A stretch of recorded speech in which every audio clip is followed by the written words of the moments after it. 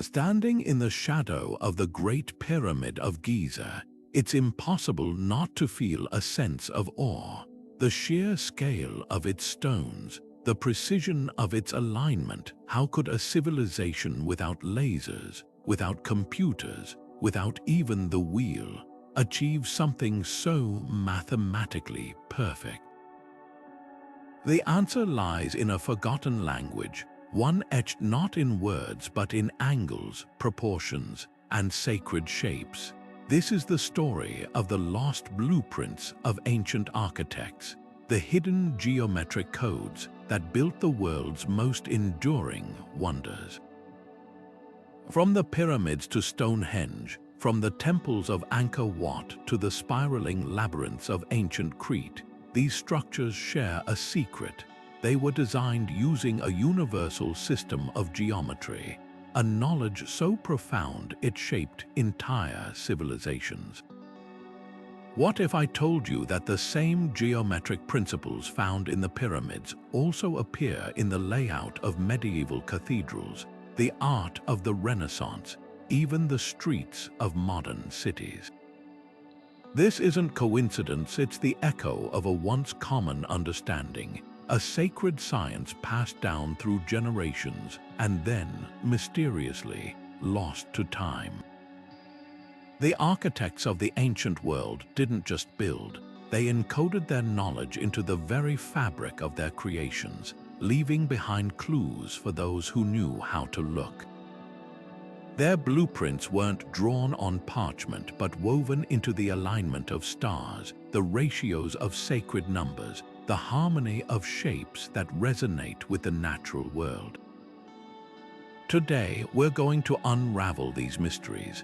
We'll trace the footsteps of the master builders who used geometry not just as a tool, but as a bridge between earth and sky, the human and the divine. How did they calculate with such precision? Why did cultures separated by oceans and millennia arrive at the same mathematical truths? And most tantalizing of all, what fragments of this ancient wisdom might still be hidden in plain sight, waiting to be rediscovered? This journey isn't just about the past, it's about uncovering a legacy that still whispers to us through stone and shadow. So let's step into the world of the ancients, where every line, every curve, every angle tells a story. The lost blueprints are calling. Are you ready to listen? Imagine holding a compass in one hand and a straight edge in the other, tools so simple, yet capable of unlocking the universe's deepest symmetries. This was the foundation of sacred geometry, a visual language that transcended spoken words, uniting ancient builders across continents. The flower of life, a pattern of overlapping circles found in Egyptian temples, Chinese artifacts, and even medieval manuscripts, isn't just art, it's a mathematical fingerprint, a blueprint for creation itself. When you see it carved into the stones of the Assyrian in Abydos or etched into the walls of the Forbidden City, you're witnessing the same cosmic code, repeated like a chorus across time and space.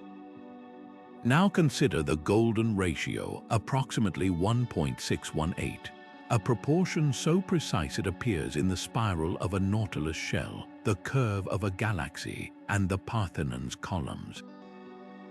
The builders of ancient Greece didn't just stumble upon this harmony, they wielded it deliberately, crafting structures that resonated with the human eye on an almost instinctual level. But here's the astonishing part. The same ratio emerges in the pyramids of Giza, the great stupa of Sanchai, and even the proportions of Leonardo da Vinci's Vitruvian Man. How could cultures with no known contact arrive at identical mathematical truths? Then there's the Fibonacci sequence, where each number is the sum of the two before it, a pattern that governs the growth of leaves, the breeding of rabbits, and the layout of Mayan pyramids. At Chichen Itza, the steps of El Castillo mirror this sequence, turning a staircase into a celestial calendar. These weren't arbitrary choices. They were acts of devotion, attempts to mirror the order of the cosmos in stone. The ancients saw geometry as a bridge between the earthly and the divine, a way to align human creations with the rhythms of nature. What's most striking isn't just the presence of these patterns, it's their function. The Temple of Karnak in Egypt uses sacred geometry to amplify sound, creating acoustic effects that could carry a priest's whisper across vast halls. The domes of Byzantine churches, built with the same principles, seem to shimmer with unseen energy. Were these geometries merely symbolic, or did they hold practical power, a way to harness vibrations, light, or even unseen forces modern science is only beginning to understand? Perhaps the most compelling clue lies in the way these designs repeat. From the mandalas of Tibetan monks to the labyrinthine floor of Chartres Cathedral, the same shapes emerge again and again, as if whispering a secret too vital to forget. Could this be the remnants of a shared knowledge, a global curriculum taught to initiates in mystery schools from Luxor to Machu Picchu? The evidence suggests that sacred geometry wasn't just a tool, it was a living science, a way of seeing the world that connected the measurable and the mystical. And somewhere along the way, we lost the key to reading it. Take a moment to picture the Great Pyramid not as a static monument, but as a living machine humming with unseen energy. The precision of its construction defies simple explanation. Each side of its base measures almost perfectly 756 feet, with a margin of error less than 2 inches across its entire length.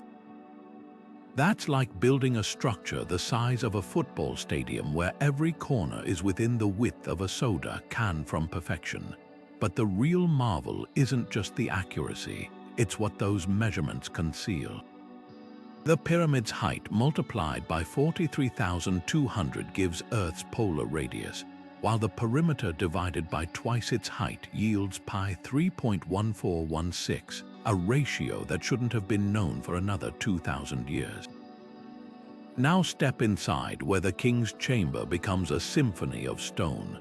The coffer in its center isn't just a sarcophagus, cut from a single block of granite. It vibrates at the same frequency as the Earth's heartbeat, 7.83 Hz, what scientists now call the Schumann resonance.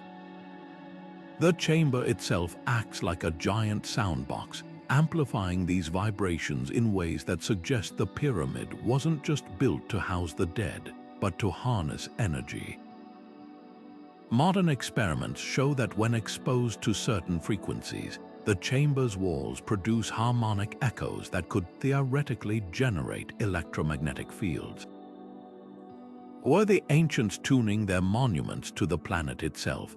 Theories abound about how this was achieved. Some researchers point to the pyramid's alignment with Orion's belt, arguing its shafts served as celestial sightlines to track stars with pinpoint accuracy. Others note how the structure's limestone casing, now mostly vanished, once contained high concentrations of crystalline quartz, a mineral known to conduct piezoelectric energy. Even the mortar between the stones remains chemically unidentifiable, a lost recipe stronger than the blocks it binds. What's most baffling isn't the how, but the why.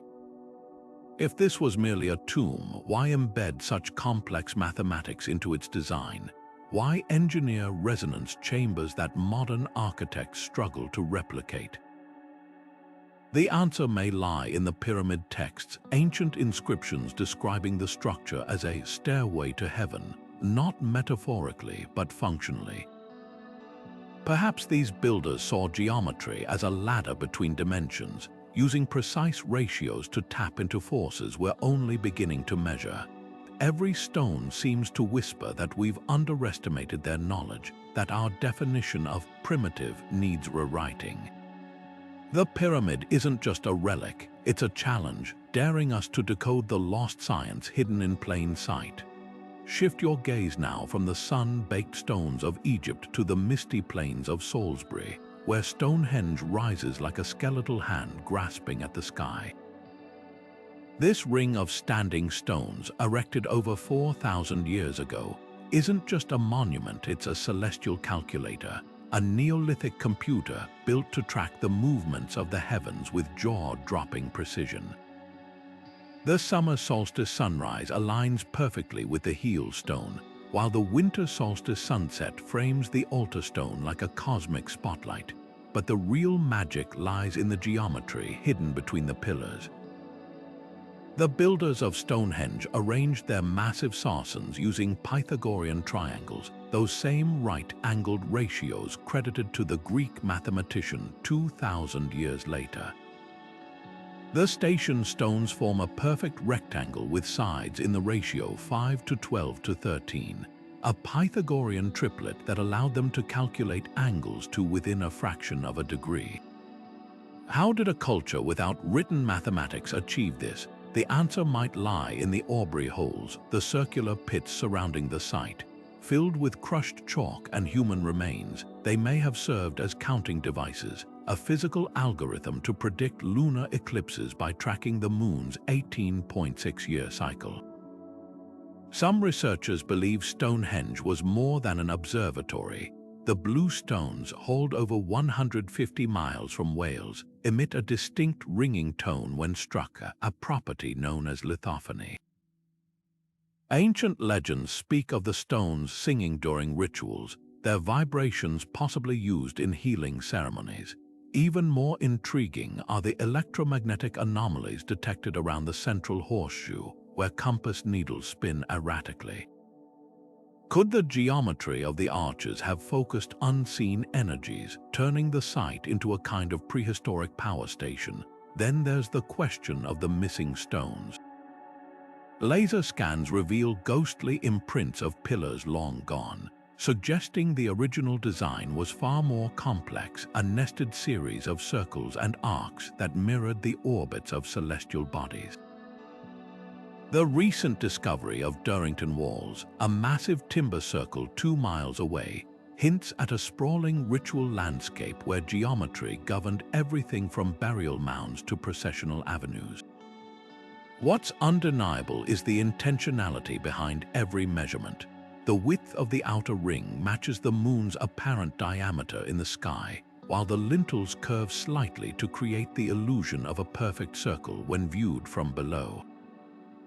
This wasn't haphazard stacking, it was high engineering, a fusion of astronomy, acoustics, and sacred mathematics. Whether it served as a gateway between worlds, a hospital for the Bronze Age, or a living almanac, Stonehenge stands as proof that geometry wasn't just a tool. It was the language of the cosmos itself, spoken fluently by people we've underestimated for centuries. Walk through the ruins of Teotihuacan, Mexico's city of the gods, and you'll notice something uncanny. The Avenue of the Dead doesn't just run north to south. It aligns with the Pleiades star cluster on the horizon during its founding era. The entire city is a scaled-down mirror of our solar system, with pyramids representing planets spaced precisely to match their orbital distances from the Sun pyramid. This isn't urban planning, it's celestial cartography etched into the Earth. Now travel 5,000 miles east to Mohenjo-Daro, part of the ancient Indus Valley civilization. Here, streets intersect at perfect 90-degree angles, with drainage systems and brick sizes standardized to mathematical ratios found in Vedic texts.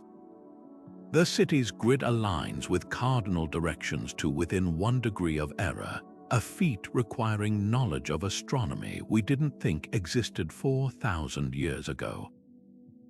Beneath these streets, archaeologists found traces of magnetized stones, suggesting builders may have used lodestone's natural compasses to achieve such precision. The common thread: ley lines. These invisible pathways, theorized to channel Earth's magnetic energy, connect sacred sites worldwide. In Teotihuacan, the Pyramid of the Sun sits atop a major ley line intersection, while Mohenjo-Daro's Great Bath aligns with underground water channels that generate measurable electromagnetic anomalies. Modern LiDAR scans reveal these cities weren't just built along ley lines, their grids amplified them, turning entire urban layouts into colossal energy circuits. Consider the implications. At Angkor Wat, the temple complex mirrors the Draco constellation, with its moats acting as conductive channels for telluric currents. In China's Forbidden City, the Meridian Gate aligns with the Earth's magnetic north, not geographic north, creating a harmonic resonance with the planet's field. These builders didn't randomly place structures, they engineered them to interact with unseen forces, using geometry as a conduit between the terrestrial and the cosmic. What's most startling is the sheer consistency. From the Pythagorean street grids of Greek Miletus to the circular mandala design of Cambodia's Angkor Thom, these patterns emerge across continents and eras with no evidence of cultural contact. Was this knowledge carried by lost civilizations, encoded in initiation rituals, or rediscovered independently by each culture? The grids whisper of a universal blueprint, one where cities weren't just inhabited, but actively harmonized with the fabric of the universe itself. Plato's account of Atlantis, written in his dialogues Timaeus and Critias, paints a picture of a city unlike any other, a marvel of concentric rings alternating between water and land, radiating from a central island like ripples in a pond. This design wasn't just for show. The geometric precision of Atlantis's layout, with its mathematically perfect circles and canals, mirrors sacred patterns found in ancient sites from Cambodia's Angkor Wat to the Native American mounds of Cahokia. But here's the haunting question. Why would cultures separated by oceans and millennia share this same blueprint? Some researchers propose an unsettling answer. These designs weren't independently invented but inherited, fragments of a lost civilization's knowledge scattered by catastrophe. The timeline is eerily consistent. Around 12,000 years ago, near the end of the last ice age, megalithic cultures worldwide experienced sudden collapse. Göbekli Tepe, with its T-shaped pillars adorned with geometric carvings, was deliberately buried. The advanced seafaring culture of Malta vanished, leaving only their labyrinthine temples behind. Even the Clovis people of North America, masters of sophisticated stone tools, disappeared almost overnight. What ties these events together? A growing body of evidence points to a global cataclysm, a comet impact, rapid sea level rise, or a series of volcanic winters that may have wiped out not just societies but the geometric wisdom they carried. Consider the symbolism. The concentric circle motif, whether in Atlantis's rings or the stone circles of Europe, often represents cosmic order, the harmony between earth and sky. But it also appears in disaster myths worldwide. The Hopi speak of previous worlds destroyed by fire and flood, each ending when humanity lost its way. The Hindu texts describe yugas, cycles of creation and dissolution, marked by geometric alignments. Even Plato's Atlantis story ends with the city sinking beneath the waves in a single day and night of misfortune. Could these myths encode a real historical event, a disaster so profound it reset human civilization and scattered its geometric knowledge like shards of broken glass? Modern technology adds weight to the theory. Satellite imaging reveals submerged structures off the coasts of India, Japan, and Cuba, rectangular formations and circular patterns too precise to be natural. Near the Azores, where some place Atlantis, oceanographers have mapped underwater terraces that mirror Plato's descriptions. Even more compelling are the geometric alignments of these sites. The submerged Yonaguni Monument in Japan features staircases and platforms angled at exact 90-degree intersections, while the Gulf of Cambe's ruins show street grids aligned to cardinal directions with uncanny precision. These aren't random ruins, they're the fingerprints of builders who understood sacred geometry as deeply as the Egyptians or the Maya. The most chilling clue lies in the gaps. After the hypothesized cataclysm, Humanity's architectural achievements regressed for millennia. The pyramids of Giza stand as a sudden leap in engineering, as if their builders rediscovered a forgotten science. The same pattern appears in Mesopotamia, where the Sumerians emerged with advanced mathematics seemingly out of nowhere, writing about gods who descended from the sky to teach them. Could these civilizations have been piecing together the lost blueprints of their predecessors, trying to reconstruct what the floodwaters had erased? Perhaps the answer isn't in the stones but the stars. Ancient cultures obsessed over tracking the precession of the equinoxes, a 26,000-year cycle that some believe marks the rise and fall of ages. The geometry of Atlantis, with its concentric rings, may have been more than a city plan. It could have been a cosmic clock, a warning system built to predict celestial cycles and their earthly repercussions. If so, the real tragedy isn't just that Atlantis fell, but that we forgot what its geometry was trying to tell us. The rings were never just circles, they were a language, one we're still struggling to decipher. Beneath the soaring spires of Chartres Cathedral, sunlight filters through stained glass, casting geometric patterns onto the stone floor. These aren't just decorations, they're carefully calculated designs, precise enough to make a mathematician pause. The cathedral's rose windows align with the sun's path at solstices, turning the entire building into a celestial calendar.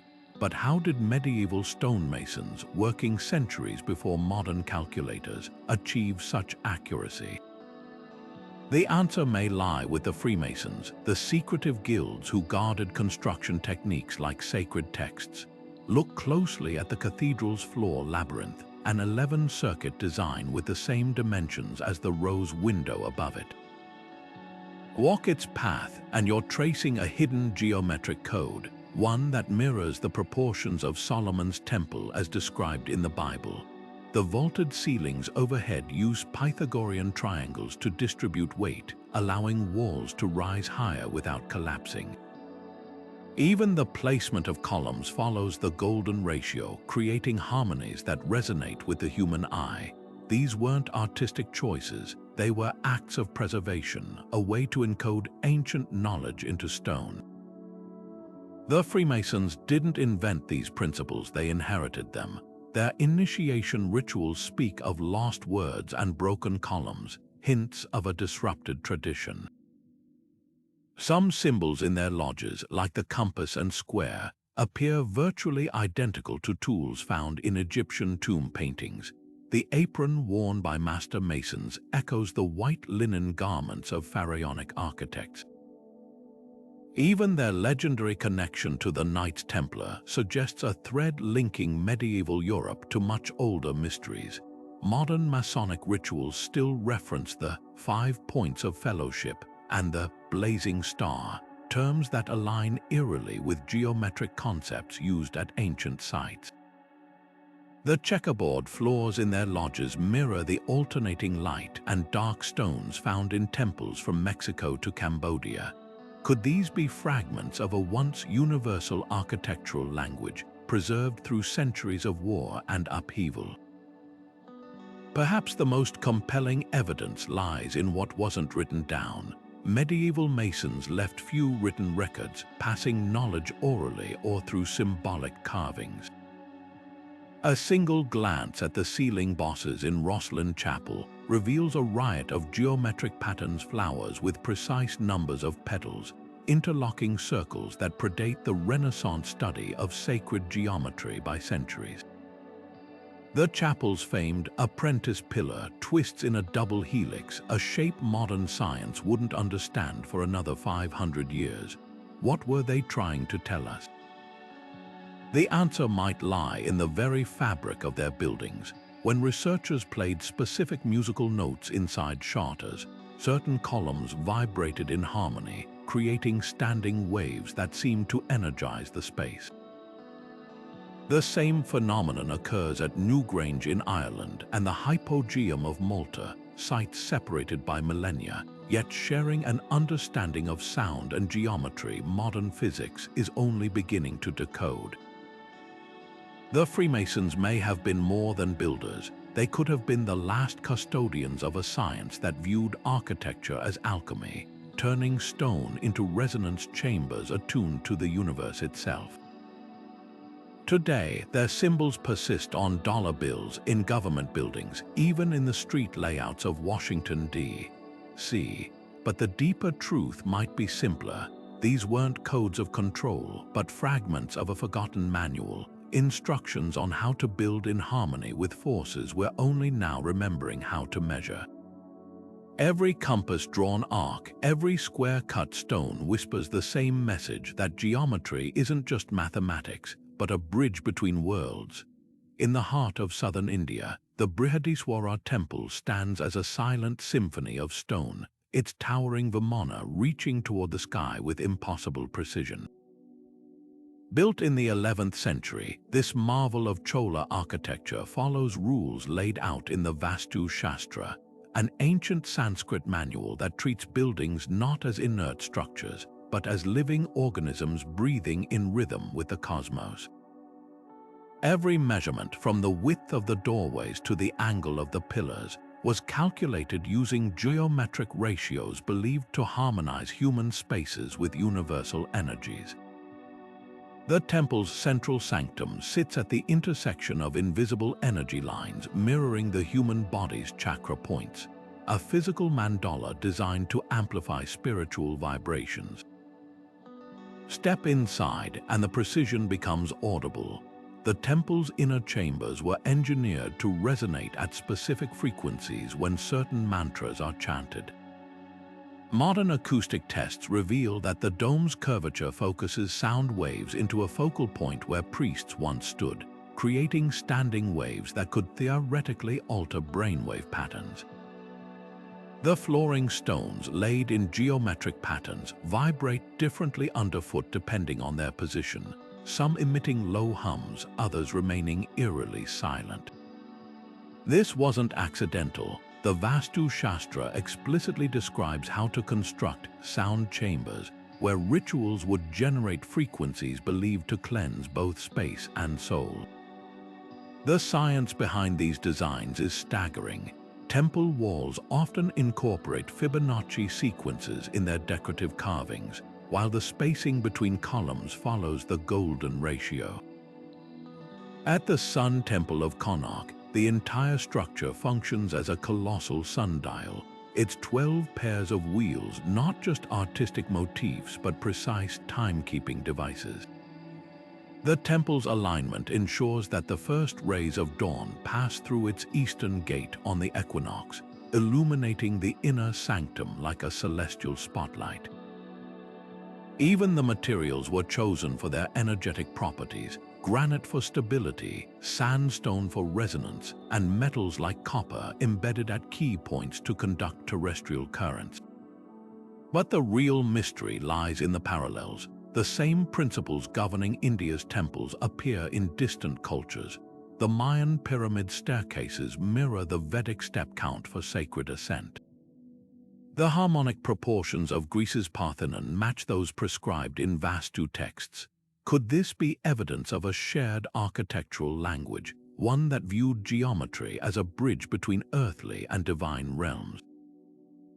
The Vedas speak of ancient rishis who perceived the universe as a geometric matrix, a concept echoed in Plato's Geometry of the Soul and the Kabbalistic Tree of Life.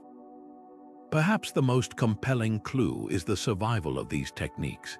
In Kerala, traditional artisans still construct temple roofs using interlocking timber no-nails, just precise angles that allow the wood to expand and contract with monsoon rains. The secret, a single bamboo scale divided according to Vastu ratios, passed down through generations. These builders aren't just preserving tradition, they're safeguarding a science that modern physics is only beginning to quantify, one where sacred geometry wasn't metaphor but measurable reality. The temples stand as open textbooks, their stones whispering that we've only scratched the surface of what the ancients understood. Etched across 450 square miles of Peru's bone-dry desert, the Nazca Lines sprawl like a colossal chalkboard left by giants. These geoglyphs, some stretching over 1,200 feet, aren't mere scratches in the earth. They are precise geometric marvels, trapezoids sharp enough to rival modern drafting, spirals echoing galactic arms, and a hummingbird so perfectly proportioned its wingspan matches the Fibonacci sequence. But here's what defies logic. These designs are virtually invisible from ground level. Their creators couldn't have seen their full scale, yet they executed curves and angles with near-flawless accuracy. How? The answer might lie in the Nazca's toolkit ropes, wooden stakes, and an understanding of geometry so intimate it bordered on sacred. Researchers have recreated their methods using simple tools, proving that by scaling up small models with measured ropes, the Nazca could transpose gigantic designs onto the desert floor. But precision wasn't their only obsession. The lines align with celestial events. The spider glyph points to the Pleiades at the winter solstice, while the trapezoids frame the rising sun during the June solstice like a cosmic doorway. This wasn't random stargazing, it was a desert-sized observatory, a blend of astronomy and artistry. Then there's the mystery of perspective. From nearby hilltops, certain lines converge to form optical illusions like the runway glyph, which appears to ascend into the sky when viewed at dawn. Some theorists suggest the Nazca built these as signals to airborne beings, while archaeologists counter that they were ritual pathways walked by priests during ceremonies. The truth might be stranger. The lines sit atop aquifers, their shapes mirroring underground water flows. In a land where rain might fall once a decade, geometry could have been a survival tool, a way to map invisible resources beneath the sand. But the real enigma is the repetition. Identical glyphs appear miles apart, their proportions locked in mathematical sync.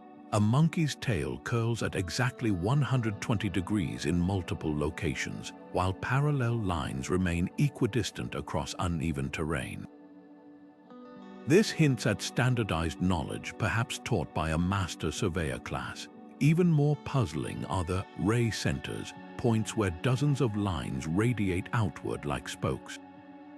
Ground-penetrating radar reveals these hubs sit atop geological faults, where piezoelectric quartz in the bedrock generates subtle electrical charges when stressed.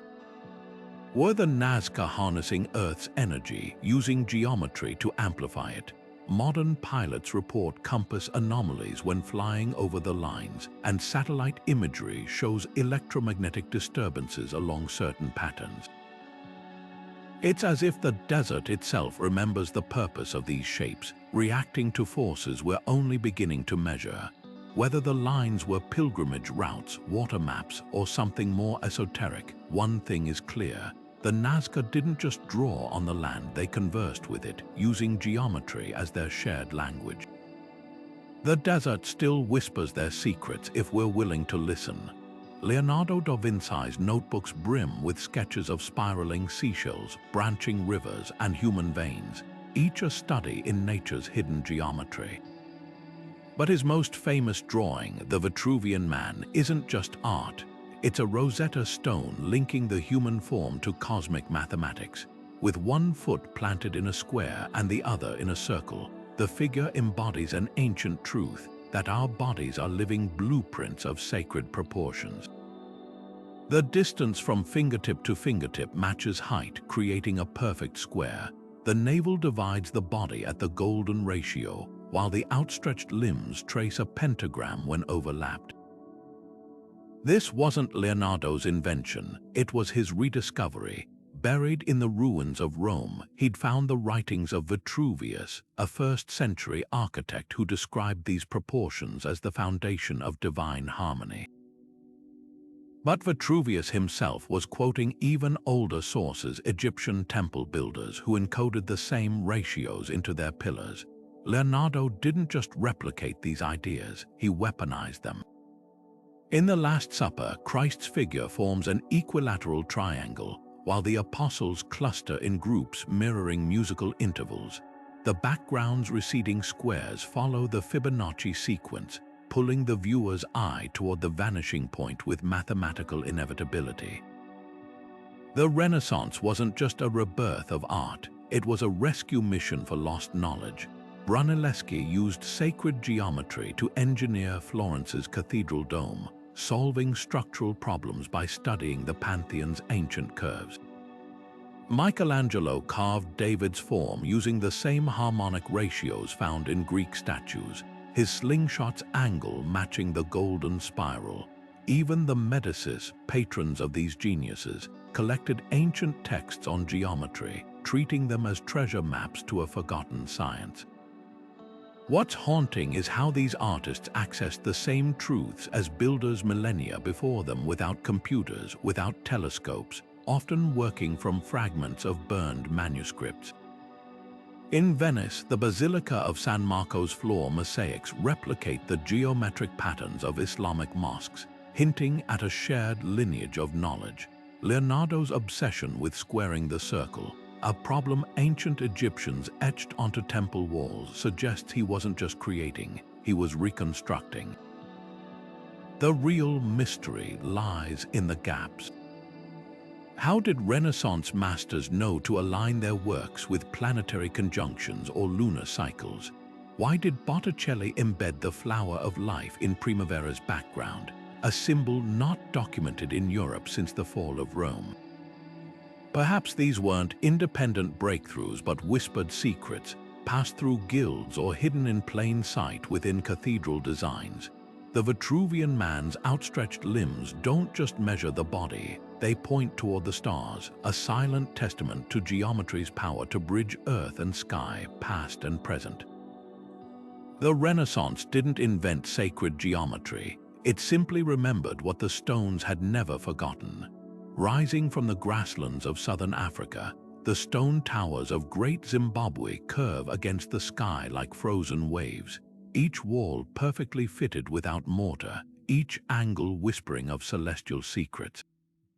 This wasn't just a city, it was a stone hymn to the stars. The outermost walls trace graceful ellipses, mirroring the path of Venus as it dances between morning and evening star. The conical tower at its heart aligns with the rising of Sirius, the flood-bringer star ancient Egyptians tied to the Nile's lifeblood. But the real marvel lies in the spacing of its three main enclosures. They map Orion's belt with uncanny precision, matching the same constellation pattern encoded in Giza's pyramids halfway across the world. How did builders achieve such precision without written records or modern tools? The answer is etched into the stones themselves. Granite blocks were quarried using thermal shock, heating with fire, then dousing with water to fracture along natural crystalline lines. The resulting pieces fit together like a three-dimensional puzzle, their interlocking edges creating stability through geometry rather than adhesive. Some corners exhibit the same batter technique seen in Inca walls, leaning inward at exact angles to withstand earthquakes. But the most telling detail is the mortarless joints, gaps so precise that not even a blade of grass can slip between them. This wasn't crude stacking, it was stereotomy, the art of cutting stones to resonate with each other's shapes. The city's layout reveals even deeper layers of meaning. Pathways radiate from the hill complex like spokes, aligning with solstice sunrises and the lunar standstill cycle. The famous Zimbabwe birds perched atop monoliths aren't just symbols, their wingspans match the golden ratio, while their positions correspond to star positions during the kingdom's zenith in the 13th century. Modern laser scans show the entire settlement follows a harmonic grid, with key structures placed at nodes where underground water channels intersect. What's most striking isn't the similarity to other global sites, it's the subtle differences. While Egyptian pyramids used geometry to focus energy upward, Great Zimbabwe's curves channel it horizontally, weaving terrestrial and celestial into a single tapestry. The absence of right angles in favor of flowing parabolic walls suggests an understanding of geodesic forces, as if the builders were shaping stone to harmonize with Earth's natural curvature. Even the acoustics defy expectation. Stand in the eastern enclosure at dawn, and your voice carries with unnatural clarity, amplified by the wall's precise curvature. The real mystery isn't whether great Zimbabwe's architects knew sacred geometry, it's how their application of it feels both familiar and utterly unique. Like a variation on a global theme, their stones sing the same cosmic song as Machu Picchu and Angkor Wat, but in a key only Africa could compose. Perhaps the most humbling realization is that we've only begun to decipher their score. Every perfectly placed stone, every star-aligned corridor whispers that we've underestimated the universality of this ancient science and the brilliance of those who wielded it. Deep beneath the limestone cliffs of Malta's hypogeum of Hal Saflieni, a subterranean chamber hums with an eerie secret. Carved over 5,000 years ago, this labyrinth of tunnels and rooms isn't just an ancient burial site, it's a sonic masterpiece. The oracle chamber, with its curved walls and domed ceiling, transforms even a whisper into a resonant vibration that lingers in the air like a ghostly echo. But here's what defies explanation. When certain tones are sung within this space, the frequency locks at 110 Hz, a pitch scientifically shown to alter brain activity, shifting consciousness into a meditative or trance-like state. The builders didn't just stumble upon this effect, they engineered it, shaping the rock with mathematical precision to amplify specific harmonics. Now, journey to the slopes of Mount Parnassus, where the Oracle of Delphi once channeled prophecies from the gods. The temple's Aditon, the inner sanctum where the Pythia sat, was built above a fissure emitting ethylene gas, known to induce euphoric visions. But recent studies reveal another layer to the mystery. The chamber's dimensions created a standing wave pattern, amplifying the priestess's voice while muffling external noise. The combination of acoustics and geology turned the space into a divine feedback loop, where sound vibrations and altered states intertwined. From Ireland's Newgrange to Peru's Chavin de Huanta, these acoustic anomalies repeat like a global chorus. At Chavin, narrow stone ducts channel wind into the temple's interior, producing a roaring sound likened to a jaguar's growl, a sacred animal in Andean cosmology. The effect isn't random. The duct's lengths correspond to acoustic wavelengths that trigger heightened awareness. Similarly, Newgrange's passage tomb resonates at frequencies that synchronize with theta brainwaves, the same rhythms present during deep meditation or lucid dreaming. The question isn't whether these cultures understood sound's power, it's how their knowledge was so advanced. Without oscilloscopes or frequency meters, they sculpted stone to manipulate vibrations with surgeon-like accuracy. The hypogeum's walls were coated in a mixture of crushed bone and ochre, a composite that absorbs some frequencies while reflecting others, creating a selective acoustic filter. At Delphi, the temple's limestone walls were precisely spaced to amplify female voices, a detail that suggests the Pythia's utterances weren't just heard but felt by supplicants. Modern labs have confirmed what intuition suggests. These spaces weren't ceremonial theaters but transformative instruments. When volunteers at the University of Malta chanted in the hypogeum's replica, EEG scans showed brain activity shifting from beta to alpha states, the borderland between waking and trance. Similar experiments in Mayan echo chambers revealed that certain syllables, like the sacred in Vedic traditions, create harmonic overtones that linger unnaturally long, as if the stones themselves remember the sound. Were these chambers designed as bridges between worlds, The builders left no manuals, only clues in the geometry.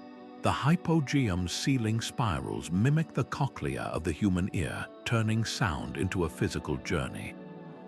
Delphi's floor plan forms a perfect vesica piscis, the almond-shaped intersection of two circles revered in sacred geometry as a portal between dimensions. Even the materials whisper secrets. Malta's Globigerina limestone contains microscopic fossils that vibrate at frequencies matching the Earth's Schumann resonance. Perhaps the most haunting realization is that we're only now catching up to their genius. Modern architects use 3D modeling to design concert halls with perfect acoustics, while neuroscientists study how sound frequencies can treat PTSD or depression. The ancients didn't just anticipate these discoveries, they embedded them in stone, creating spaces where geometry, sound, and spirit converged. Their chambers still hum with potential, waiting for us to listen not just with our ears, but with the same holistic understanding they wielded like a tuning fork for the soul. Pressed into sun-baked clay over 3,000 years ago, the cuneiform tablets of Babylon hold more than just royal decrees and tax records. They contain mathematical revelations that still shape our world today. One tablet, known as Plimpton 322, reveals something astonishing: a list of Pythagorean triples, those perfect right-angled triangle ratios, over 1,000 years before Pythagoras was born. But the Babylonians didn't stop there. Their precise land surveys, calculated using geometric formulas, divided fields into trapezoids and triangles with accuracy rivaling modern GPS. And when they mapped the stars, they didn't just track them, they predicted planetary movements using equations so advanced, 19th century astronomers initially dismissed them as impossible for ancient minds to conceive. The secret to their precision lay in their base 60 number system, a radical departure from our base 10. This wasn't arbitrary. 60 is divisible by 12 factors, making calculations with fractions startlingly elegant. Today, we still see its legacy in every circle divided into 360 degrees, every hour split into 60 minutes. But here's where it gets intriguing. The Babylonians claimed their knowledge came from the Apkallu, 7 sages who emerged from the sea to teach civilization's foundations. Could these be echoes of a lost source, a forgotten civilization whose mathematical wisdom survived the flood myths shared from Mesopotamia to the Andes? Consider the Babylonian world map, a clay tablet depicting the Earth as a perfect circle surrounded by ocean, with triangular regions labeled beyond the flight of birds. Some researchers argue these aren't mythical lands but precise geometric projections, an attempt to chart distant continents using celestial navigation. Even more compelling is the Venus tablet of Amasajuka, which records the planet's movements with an error margin of just 20 minutes over centuries. Achieving this required not just observation, but an understanding of fractal geometry, where patterns repeat at different scales. The real enigma lies in the tablet's practical applications. Babylonian engineers used these formulas to construct canals with gradients so precise. Water flowed uphill using siphons, a technique later attributed to the Romans.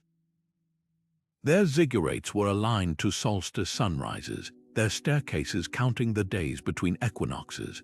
One tablet even details how to calculate the volume of a frustum, a pyramid with its top lopped off using a formula modern architects still employ. What's most haunting isn't the sophistication of their math, but the abruptness of its disappearance. When Babylon fell, much of this knowledge vanished, only to resurface centuries later in Greece and India. Were the Greeks translating Babylonian clay tablets when they formulated their own geometric theorems? Did the Vedic scholars of India inherit their base 60 system through forgotten trade routes? The tablets don't just record numbers, they hint at a web of connections. a global network of ideas woven through geometry, waiting to be decoded. Every etched wedge in these clay fragments whispers that our understanding of ancient genius might be missing entire chapters. Climb the steps of El Castillo at Chichen Itza, and you're not just ascending a pyramid, you're walking through time itself. Each of its 4 staircases boasts 91 steps, totaling 364 when combined with the shared platform at the top. Add that one final step to enter the temple, and you reach 365, a stone embodiment of the solar year. But the Maya didn't stop there. The pyramid's 9 terraces divide the underworld into levels, while the 52 panels on each side represent the sacred calendar round, the precise number of years it takes for the solar and ritual calendars to realign. This isn't architecture, it's mathematics carved into limestone, a 3-dimensional almanac tracking celestial rhythms with terrifying accuracy. The real genius lies in the shadows. During equinoxes, the setting sun casts undulating patterns along the northern staircase, forming the illusion of a serpent slithering down to earth, a representation of Kukulkan, the feathered serpent god. This light show isn't just symbolic, it's a celestial clock marking the precise moment when day and night achieve perfect balance. The angles of the steps were calculated to within fractions of a degree, ensuring the effect occurs only on these 2 days each year. Modern laser scans reveal even subtler details. The pyramid's acoustics amplify hand claps into chirping echoes, mimicking the Quetzal bird sacred to the Maya. Every element, from stair count to sound reflection, serves as a harmonic node in their cosmic symphony. Their long count calendar stretches even further into the abyss of time. Carved into stelae at Capon and Palenque, these calculations track cycles spanning over 5,000 years, pinpointing celestial events with precision that still stumps historians. The Dresden Codex, a bark paper manuscript surviving centuries of humidity, contains Venus tables accurate to 1 day every 500 years. How did they achieve this without telescopes? The answer might lie in their fractal view of reality. The Maya saw time not as linear, but as nested cycles, days within years, years within Bacton's periods of 144,000 days, each layer echoing the same geometric patterns. At Tikal, the Temple of the Great Jaguar encodes this philosophy in stone. Its roof comb aligns with the Pleiades at zenith, while the surrounding plazas form a scale model of the Orion constellation. Step counts correspond to lunar months, and doorways frame solstice sunrises like cosmic gates. Even the city's layout mirrors the sacred ceiba tree, with pyramids as roots sinking into the underworld and temples reaching for the stars. This wasn't mere homage to the heavens, it was a working model, a machine for harmonizing human rituals with galactic time. The haunting question isn't how they built these timepieces, but why. The Popol Vuh, the Maya's creation text, speaks of previous worlds destroyed when their calendars completed. Their prophecies warned of cycles within cycles, where history repeats in fractal spirals. When their calendar ended in 2012, the world held its breath, but scholars now realize it marked not an apocalypse, but a transition, the closing of one grand cycle and the dawn of another.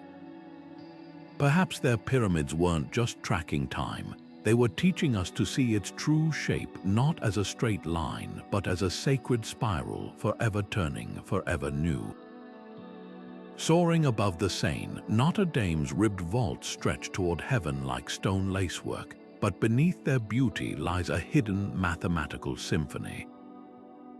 Every arch, every column follows the golden ratio, that divine proportion of 1.618, creating a space where sound doesn't just travel but transforms. When Gregorian chants echo through the nave, the vaults act like a giant resonator, amplifying certain frequencies while softening others, turning human voices into something ethereal. Modern acousticians have mapped these effects, discovering that the cathedral's dimensions create standing waves at exactly the frequencies used in medieval sacred music. This wasn't accidental, it was architectural alchemy, a deliberate fusion of geometry and spirituality. Look closer at the gargoyles perched along the rooftop. Far more than decorative grotesques, these stone sentinels mark precise points where ley lines, those invisible channels of earth energy, intersect beneath the building. Medieval masons called them the bones of the dragon, aligning their cathedrals with these currents much like the ancient builders of Stonehenge or the pyramids. Chartres Cathedral takes this further, with its labyrinth floor mirroring the celestial patterns of the night sky on the day of its consecration. The rose window above it isn't just stained glass, it's a frozen explosion of sacred geometry, its petals radiating in Fibonacci sequence to catch the solstice light like a celestial clock. The real mystery lies in how this knowledge survived. Gothic architects left behind cryptic sketchbooks filled with compass-drawn circles and cryptic symbols, no written explanations, just geometric diagrams that seem to echo the same principles found in Egyptian temple blueprints. Some scholars believe the Knights Templar, returning from the Crusades with salvaged manuscripts, secretly passed these techniques to the stonemason guilds. Others point to the influence of Moorish mathematicians, whose intricate tilework in Spain's Alhambra demonstrated advanced geometric tiling centuries before Gothic spires pierced the sky. What's undeniable is the intentionality behind every curve. The flying buttresses aren't just structural, their parabolic shapes channel wind forces downward in perfect harmony with Earth's gravitational pull. The pointed arches, a hallmark of Gothic design, do more than distribute weight. They create visual rhythms that guide the eye upward in a sacred spiral, mimicking the path of the soul's ascent. Even the stained glass follows chromatic ratios, with blues and reds balanced according to Pythagorean harmonic scales. Perhaps most astonishing is the recent discovery beneath Notre Dame's floor. Laser scans revealed a previously unknown chamber, its walls lined with carvings of interlocking circles, a pattern identical to the flower of life sacred geometry found in temples from Abydos to Xi'an. Was this a hidden classroom where master masons taught, initiates the lost science of stone harmonics? The cathedrals stand as silent witnesses to a truth we're only beginning to grasp. That Gothic builders didn't just construct buildings, they tuned them, like giant instruments resonating with both earth and sky. Their stones still hum with the echoes of a forgotten science, waiting for us to decipher the score. South of Miami, under the blistering Florida sun, a Lithuanian immigrant named Edward Leedskalnin spent 28 years carving an entire castle from coral rock, alone at night, with only the moon as his witness. The scale of his achievement defies logic. 10-ton gates that swing open with the touch of a finger, 25-foot obelisks cut with laser-like precision, and a 9-ton rocking chair balanced so perfectly a child could set it in motion. When asked how he moved these colossal stones without machinery or helpers, Leedskalnin would only smile and say he'd rediscovered the secrets of the pyramids. His tools, a collection of rusted car jacks, chains, and a mysterious black box he claimed harnessed the Earth's magnetic currents. The real puzzle lies in the geometry of his creations. Coral Castle's signature piece, the 9-ton gate, rotates on an iron shaft suspended by nothing more than a truck bearing. Yet it remains perfectly balanced decades after his death, unaffected by hurricanes or erosion. Modern engineers have tried and failed to replicate its precision. Even more baffling are the celestial alignments. The castle's 30-ton Polaris telescope points precisely to the North Star, while its crescent-shaped moon pond mirrors lunar phases. Leedskalnin left behind cryptic pamphlets filled with diagrams of magnetic currents and claims that all matter was simply individual magnets spinning in harmony. Was this eccentric stonemason a crackpot, or had he truly unlocked something ancient? His techniques eerily echo the precision of megalithic sites. Like the builders of Baalbek, he quarried and transported massive stones without modern technology.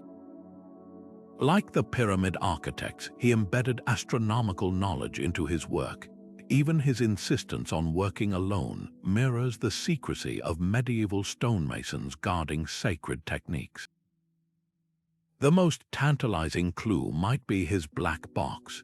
Witnesses reported seeing it emit a strange hum, and Leedskalnin hinted it allowed him to see the spin of electrons.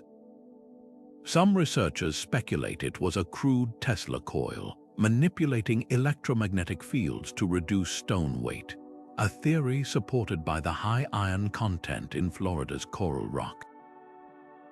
Others note the castle's layout forms a perfect Fibonacci spiral, suggesting he wielded sacred geometry like the temple builders of old. Leedskalnin took his secrets to the grave, leaving behind only a riddle carved above his door. You will be seeing unusual accomplishment. Perhaps his greatest lesson isn't in how he moved stones, but in how effortlessly he bridged the ancient and modern worlds. A lone man with a chisel, whispering the universe's hidden language while the 20th century rushed past, oblivious. Pulled from the depths of the Aegean Sea in 1901, the Antikythera mechanism sits encrusted with 2 millennia of corrosion, its bronze gears frozen in time like the innards of a shattered clock. Yet this wasn't just any clock. When researchers painstakingly reconstructed its fragments using X-ray tomography, they uncovered a labyrinth of interlocking gears so precise it could calculate the positions of the sun, moon, and 5 known planets, predict solar eclipses to within hours, and even track the 4-year cycle of the ancient Olympic Games.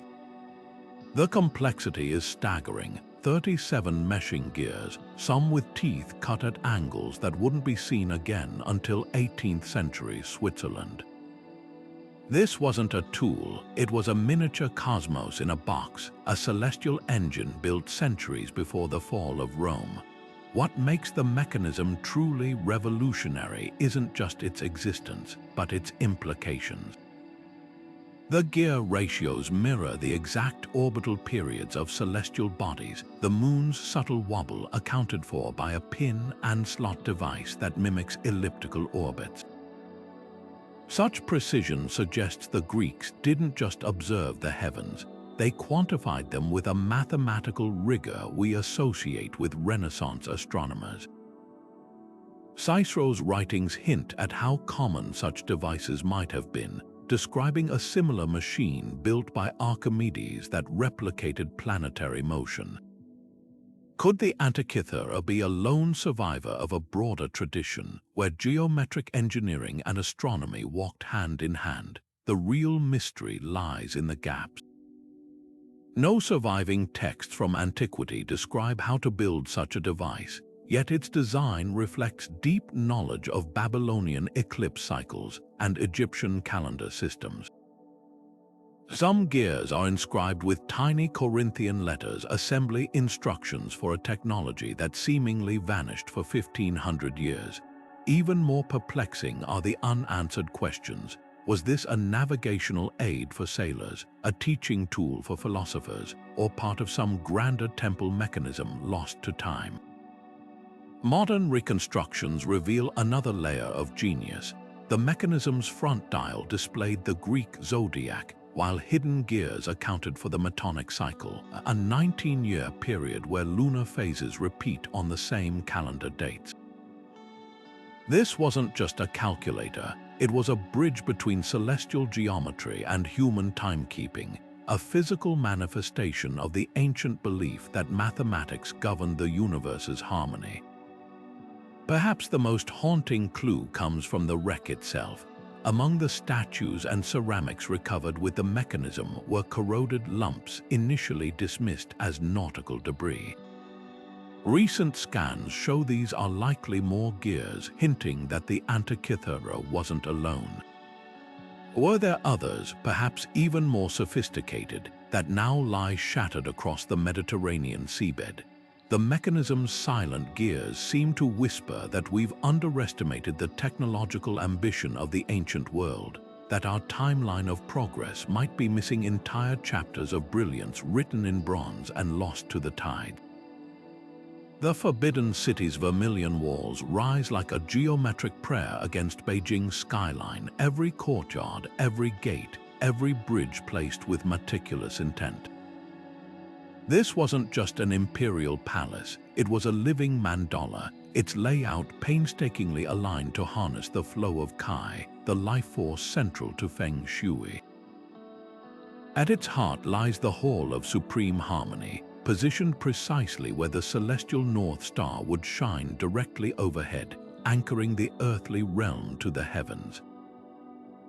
The entire complex forms a mirror image of the Big Dipper constellation, its 7 main halls tracing the same celestial pattern that guided ancient navigators. But this cosmic blueprint goes deeper than symbolism, it's mathematics in motion. Walk the central axis running from the Meridian Gate to the Gate of Divine Prowess, and you're tracing a line of power older than the Ming dynasty itself. This spine divides the city into perfect yin and yang halves, balancing masculine and feminine energies according to sacred ratios. The number 9, considered the ultimate imperial digit, repeats everywhere. 9 rows of golden door nails, 9 beasts perched on roof ridges, even 9,999.5 rooms just shy of the celestial 10,000 reserved for the Jade Emperor's heavenly palace. The precision is staggering. When researchers superimposed the golden ratio over the Forbidden City's plan, the key intersections aligned perfectly with throne rooms and altars, as if the architects had woven divine proportion into every brick. Beyond the palace walls, Beijing's grid expands this harmony across the entire capital. The Temple of Heaven's circular mound, with its 3 tiers of 9 steps each, becomes a geometric interface between earth and sky during solstice ceremonies. The city's concentric ring roads echo the ancient Luoshu magic square, a 3x3 grid where numbers sum to 15 in every direction, a pattern found in Neolithic Chinese pottery and later carved into cathedral floors in medieval Europe. Could this shared geometric language hint at a forgotten dialogue between East and West? The most compelling evidence lies underground.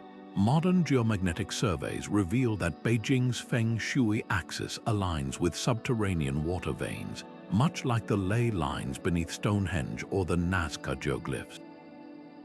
The city's builders didn't just place structures for visual symmetry, they tuned them to the land's invisible currents. Even the materials whisper secrets. The Hall of Supreme Harmony's floor tiles contain magnetite, a mineral that subtly alters the chamber's electromagnetic field. When the emperor sat on his dragon throne, he wasn't just holding court, he was becoming the fulcrum of a vast energy grid. What makes Chinese sacred geometry unique is its fluidity. Unlike the rigid angles of Western cathedrals, Feng Shui embraces flowing curves and asymmetrical balance, reflecting the Taoist belief in perpetual change. The crescent-shaped Tay, a lake behind the Forbidden City, wasn't just decorative, it acted as a Kai reservoir, its shape calculated to slow energy without stagnating it. Nearby, the zigzagging paths of the imperial garden forced evil spirits, who were believed to travel only in straight lines, to dissipate harmlessly. Every element served both practical and cosmic functions, blending aesthetics with geomancy in ways modern urban planners are only beginning to appreciate. The haunting question isn't whether the Chinese mastered sacred geometry, it's why their techniques share uncanny parallels with distant cultures. The Luoshu square's magic number 15 appears in the dimensions of the king's chamber in Egypt's Great Pyramid. The Big Dipper alignment mirrors the Osirian celestial map in Abydos. From the stepped pyramids of Mesoamerica to the stone circles of Britain, the same geometric truths emerge independently, as if whispered on some universal frequency. Perhaps the Forbidden City's greatest secret isn't in its walls, but in what they represent: another verse in humanity's collective hymn to the hidden mathematics of the cosmos. Stretching across the vast Pacific, the Polynesian navigators embarked on voyages that defied logic, crossing thousands of miles of open ocean without compasses or maps, guided only by the stars, the swell of waves, and a series of stick charts that looked more like abstract art than navigational tools. These charts, crafted from bamboo and shells, weren't maps in the conventional sense. Instead, they encoded the ocean's secrets into geometric patterns, a tactile language of angles and intersections that taught sailors how to read the sea's subtle rhythms. A series of curved sticks represented wave directions, while tiny cowrie shells marked the positions of islands not as fixed points, but as dynamic relationships between currents, winds, and celestial bodies. To hold one of these charts was to hold a three-dimensional model of the Pacific's soul. The real genius lay in their understanding of wave piloting. Polynesian navigators could detect islands long before they appeared on the horizon by interpreting the way ocean swells bent around land masses, creating interference patterns that rippled outward for hundreds of miles. They memorized these patterns like musical notes, feeling the slightest shifts in wave angles through the hull of their canoes. At night, they steered by the stars, not as static points but as moving waypoints on an invisible grid. The rising and setting of certain stars, like Hoculaire Arcturus or Ki Alii Okona I Kalua's Southern Cross, marked precise latitudes, while the zenith stars overhead acted as celestial signposts for specific islands. This wasn't just navigation, it was a dance with the cosmos where every ripple and constellation told a story. What's most astonishing is the mathematical precision behind their methods. The star compass, a mental construct used by navigators like Maupiailug, divided the horizon into 32 directional houses, not unlike the cardinal points of a European compass rose, but calibrated to the Pacific's unique star path. Each house represented a star's rising or setting position, creating a mental matrix that allowed navigators to triangulate their position without instruments.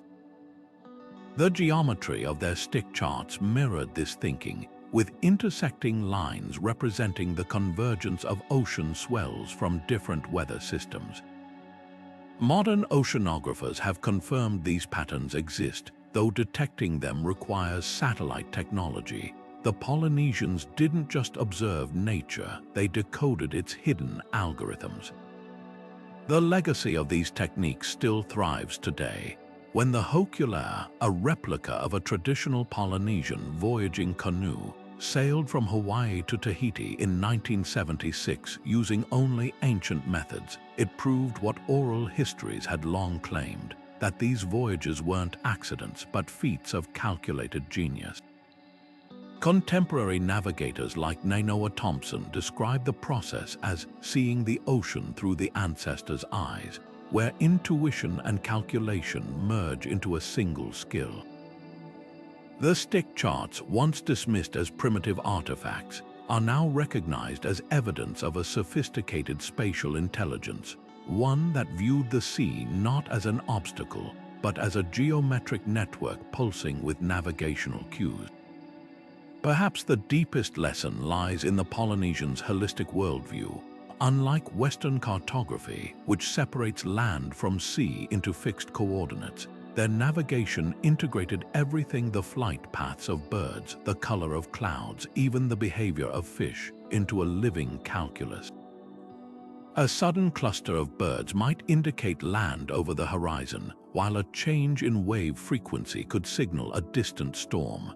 This wasn't just wayfinding, It was a conversation with the natural world, where every element held meaning in a grand, interconnected equation.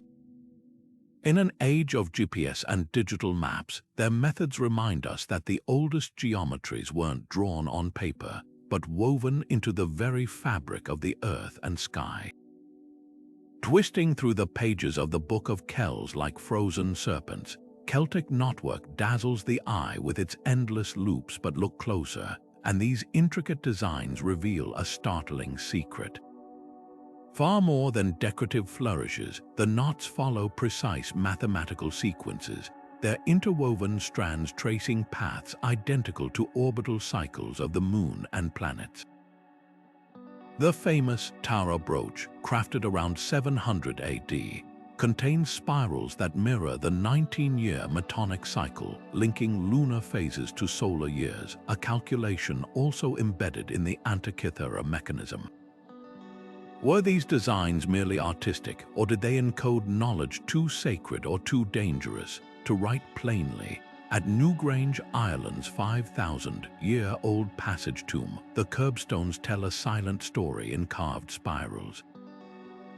One triple spiral motif repeats exactly 28 times the number of days in a lunar month.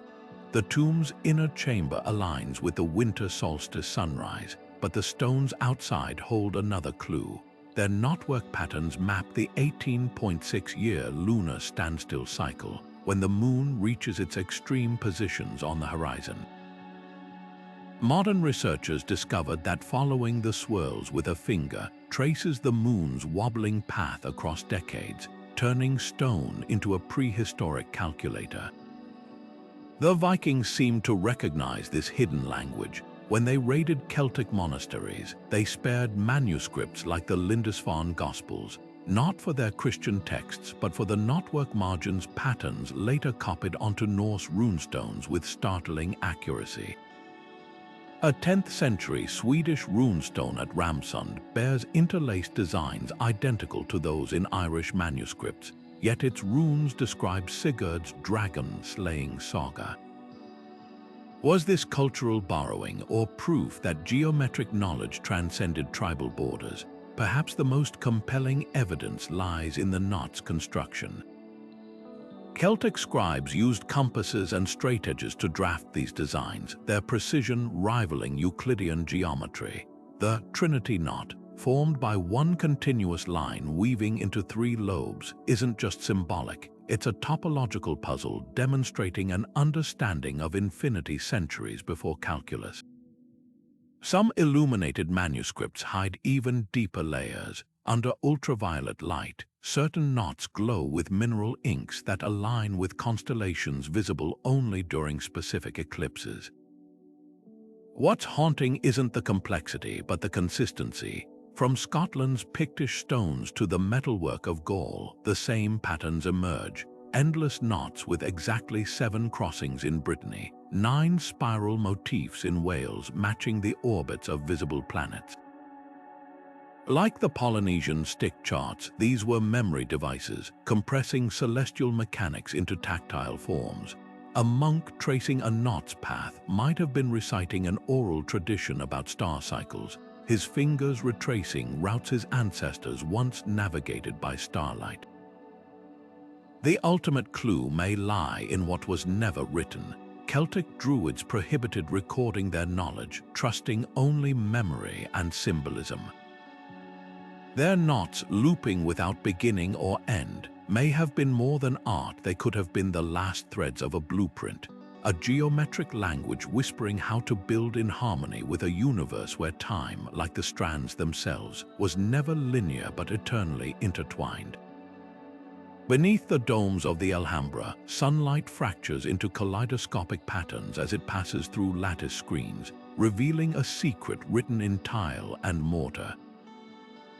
Islamic jiri tiles aren't just decorative, they're a mathematical language, a system of interlaced stars and polygons that repeat flawlessly across walls, ceilings, and prayer niches without a single gap. These intricate mosaics, adorning mosques from Spain to Persia, hide a truth that would take modern mathematicians until the 1970s to formally describe. quasi-crystalline geometry, a concept so advanced it earned its discoverer a Nobel Prize.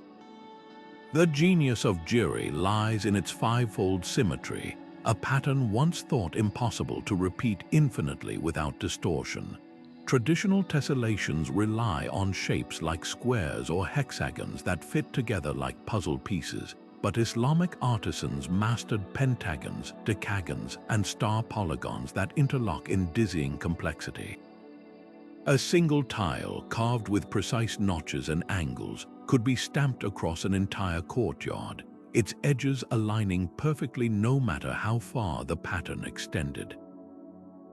This wasn't just artistry, it was applied mathematics, a way to manifest infinity in clay and glaze.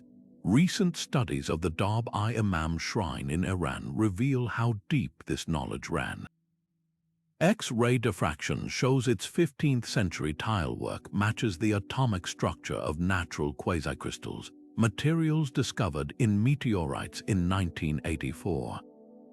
The same geometric ratios appear in the Topkapi scroll, a medieval pattern book where master craftsmen sketched overlapping circles to generate star clusters with algorithmic precision. These builders didn't just stumble upon these shapes, they engineered them using compass and straight-edge techniques that anticipated fractal geometry by centuries.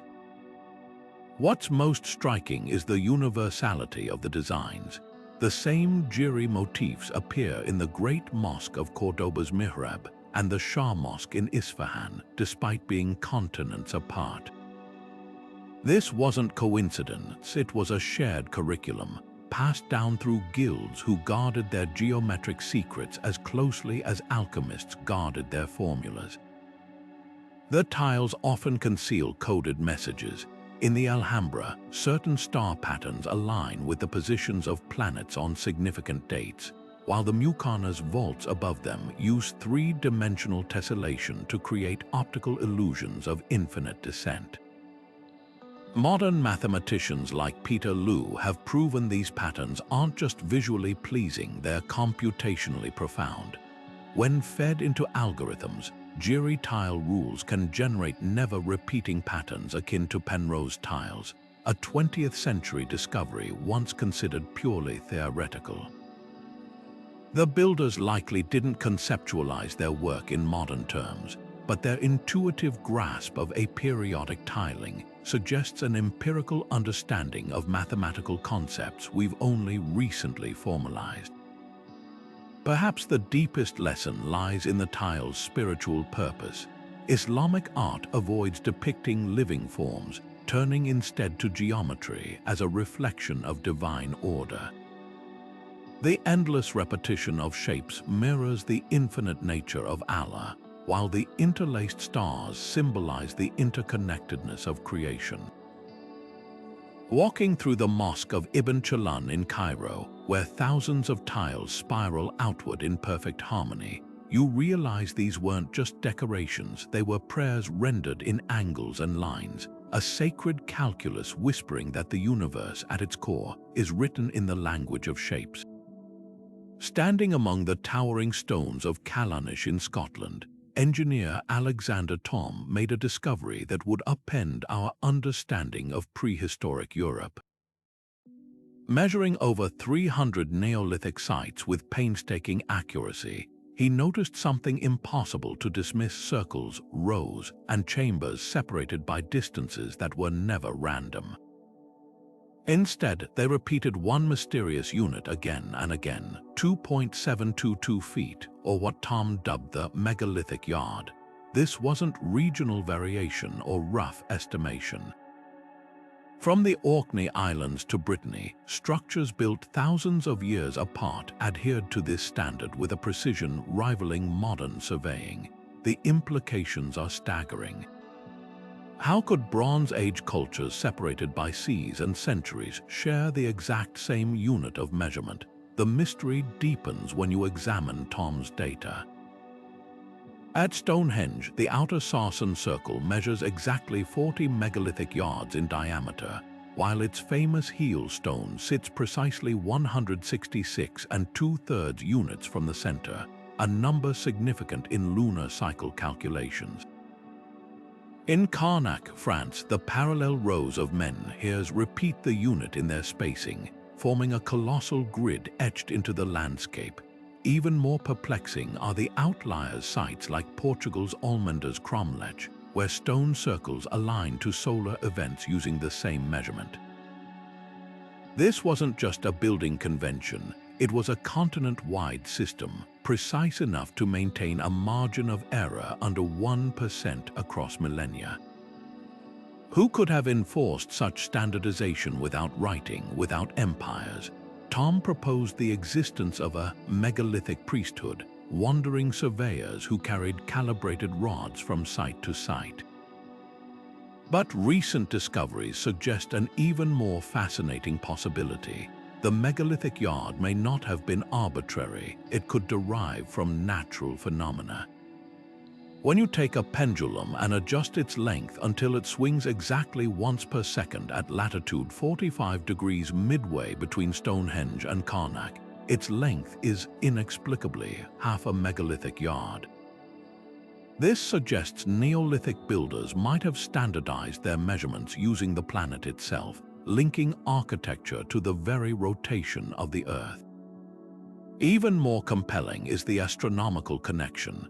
Divided by Tom's proposed megalithic inch, the megalithic yard becomes 339 units, almost exactly the number of days in a lunar year. Some researchers argue this was intentional, turning measurement into a calendar system where walking the length of a stone row could track the moon's cycles. At Scotland's Brodgar Ring, for instance, the diameter measures precisely 125 megalithic yards, a number that appears in Babylonian eclipse predictions 1,000 years later. Were these sites not just monuments but cosmic calculators, their very dimensions encoding celestial mathematics? The most haunting question isn't how they achieved this precision, but why. Unlike later civilizations that standardized weights for trade or measurements for taxation, Neolithic Europe had no central authority requiring uniformity. Unless the answer lies in something deeper, recent DNA studies show megalith builders shared ancestral ties across coastal routes, hinting at a maritime network exchanging more than goods. Perhaps the megalithic yard was more than measurement. It was a shared language, a way to encode sacred knowledge in stone across generations. When the builders of Newgrange aligned their passage to the winter solstice sunrise, they didn't just mark a day, they etched a cosmic principle into the landscape, using a unit that still whispers its secrets to those who measure carefully. The stones remember what we've forgotten. That unity isn't imposed from above, but woven into the fabric of the world itself. Beneath the dense canopy of the Amazon rainforest, where modern explorers once saw only untouched wilderness, satellite imagery now reveals a startling secret: vast geometric earthworks etched into the soil like ghostly blueprints. Perfect circles, squares, and octagons stretch hundreds of feet across, their lines so precise they rival the symmetry of medieval cathedrals.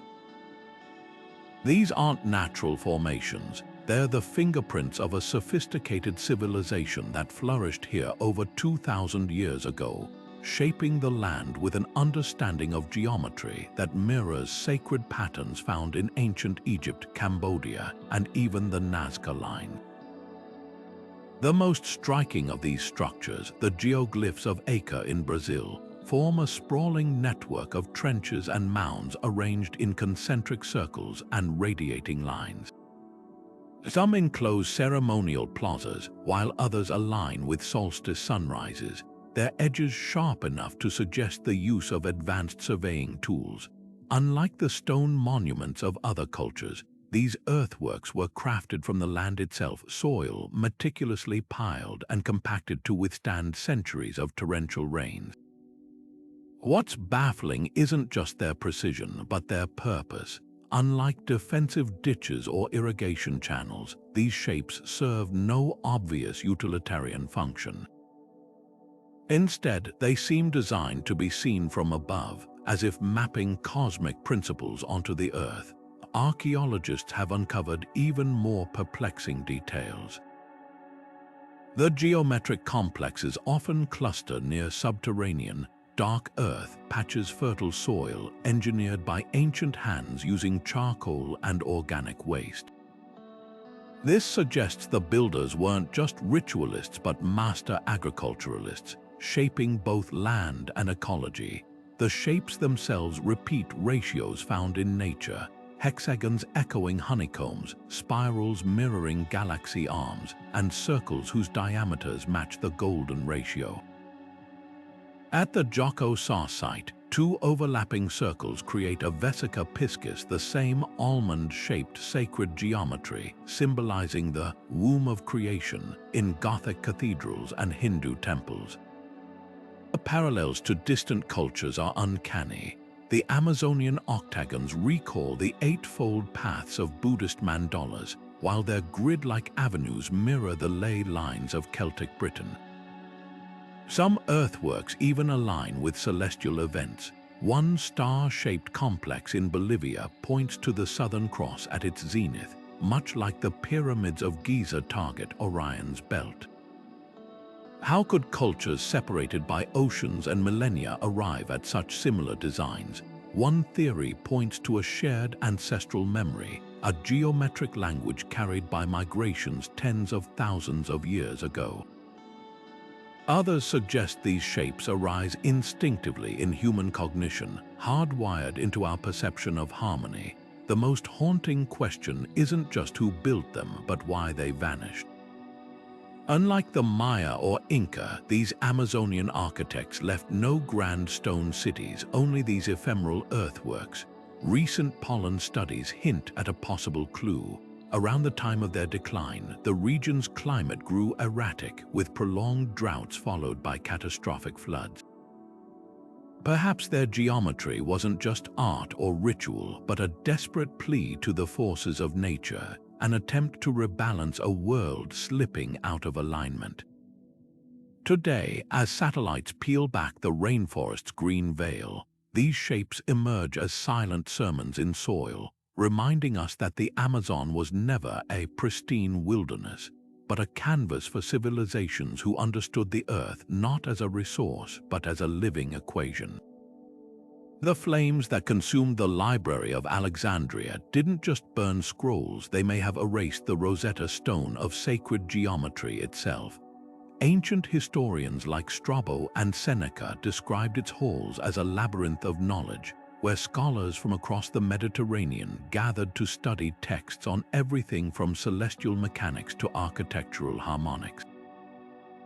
Among these, the lost works of architects like Imhotep, the mastermind behind Egypt's first pyramid, or the Greek polymath Archimedes, whose treatises on geometric solids were said to contain secrets too dangerous for common minds, could have held the missing links between scattered monuments worldwide. Consider the accounts of Callimachus, the library's chief librarian, who catalogued over 120,000 scrolls before its destruction. His Pinax, a massive index of the library's holdings, listed entire sections dedicated to the measure of temples and the harmony of celestial angles. These weren't just building manuals, they were mathematical gospels, detailing how to align structures with planetary orbits and terrestrial energy lines. A surviving fragment from the Alexandrian engineer Hero describes a device called the dioptra, which could measure land gradients with laser-like precision technology that might explain how ancient builders achieved such flawless alignments across vast distances. The tragedy isn't merely the loss of texts, but the severing of a living tradition. The library wasn't just a repository, it was a crucible where Egyptian, Mesopotamian, Greek, and Indian knowledge cross-pollinated.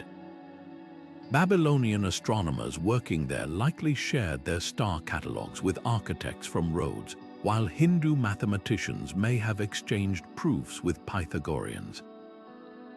This fusion of ideas could explain why the golden ratio appears simultaneously in the Parthenon's facade and the proportions of Indian mandalas, a shared vocabulary born in Alexandria's scriptoriums. Clues to what vanished emerge in unexpected places. When Byzantine architect Isidore of Miletus reconstructed Hagia Sophia's dome in the 6th century, he credited ancient scrolls from Egypt for his revolutionary geometric solutions. Centuries later, Renaissance scholars like Pico della Mirandola hunted surviving fragments of the library's texts, convinced they contained the divine geometry used to build Solomon's temple. Even Isaac Newton obsessed over lost Alexandrian alchemical manuscripts, believing they held the key to unifying sacred architecture with celestial mechanics. The most tantalizing hint lies beneath modern Alexandria itself. Recent underwater archaeology near the harbor has revealed marble columns carved with intricate geometric diagrams, possibly remnants of the library's annexes. Among them, a shattered slab shows a perfect flower of life pattern, its concentric circles matching designs found in Phoenician temples and Tibetan thankas. Were these the last fragments of the library's master blueprints, the geometric threads that once connected Stonehenge to Angkor Wat? As divers sift through the sunken ruins, each recovered stone whispers the same urgent question: how much closer would we be to cracking the ancients' code if those flames had never burned? Buckminster Fuller's geodesic domes rise like crystalline mushrooms across landscapes, their triangular facets locking together with the same mathematical precision that shaped the pyramids. But these weren't just futuristic designs, they were echoes of an ancient blueprint. Fuller didn't hide his inspiration, openly crediting the vector equilibrium, a geometric form he found repeated in nature from snowflakes to radiolaria, as the key to structures that could withstand hurricanes while using minimal materials. His most famous dome, the Montreal Biosphere, isn't just a building. It's a living demonstration of sacred geometry's power, where the strength of spheres and the efficiency of triangles merge into something greater than the sum of their parts. Yet Fuller wasn't working in isolation. Across the globe, architects like Imre Makovics turned to organic geometry, crafting timber buildings that curve like forest canopies, their beams intersecting at angles derived from the golden ratio. In Japan, Shidru Ban's cardboard tube structures rely on hexagonal honeycomb patterns, the same tessellation found in the basalt columns of Giant's Causeway and the hive-inspired ceilings of the Alhambra.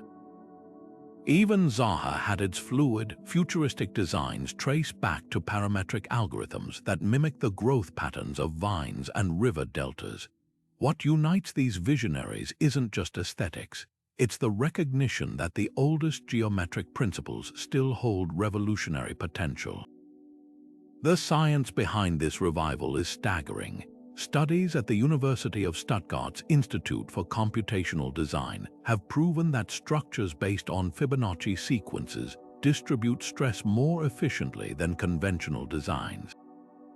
At MIT, researchers 3D printed concrete inspired by sea sponge skeletons, a lattice identical to the geometric grids in Gothic cathedral vaults, resulting in materials twice as strong with half the weight.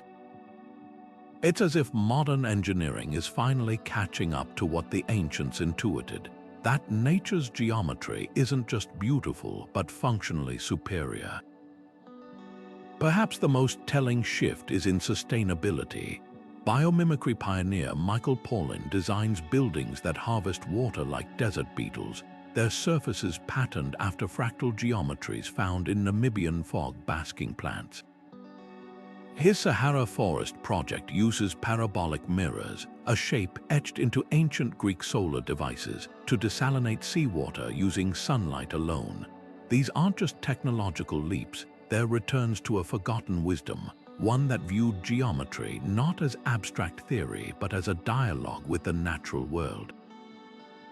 The question isn't whether we're rediscovering sacred geometry, it's why we ever stopped using it. When Notre Dame's roof burned in 2019, restorers found medieval carpenters had used Pythagorean triangles to create trusses that stood for 8 centuries without nails. Meanwhile, modern buildings with steel beams often require replacement within decades. The difference: one worked with nature's mathematics, the other fought against them. From the bamboo scaffolds of Hong Kong to the algae-powered facades of Hamburg's BQ House, today's architects aren't just borrowing ancient ideas, they're proving they were right all along. The lost language wasn't forgotten, it was waiting for us to relearn it.